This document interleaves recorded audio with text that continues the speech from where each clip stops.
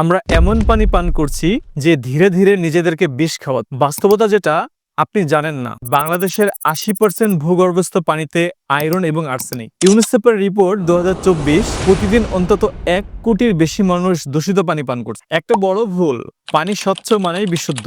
এই ধারণাটা একেবারে ধ্বংস করে দিন, কারণ বিষও কিন্তু স্বচ্ছ।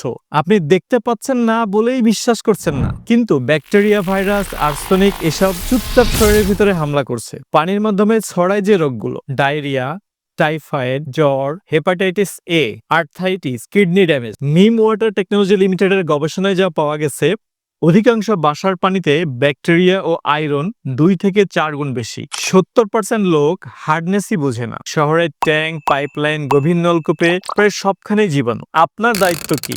বাসার পানি পরীক্ষা করান, বাচ্চা, বৃদ্ধ সবাইকে বিশুদ্ধ পানি দিন। এই ভিডিওটি শেয়ার করুন যেন অন্যরাও জানে। প্রশ্ন করুন, আপনার ফিল্টার কি আদৌ কিছু ফিল্টার করছে?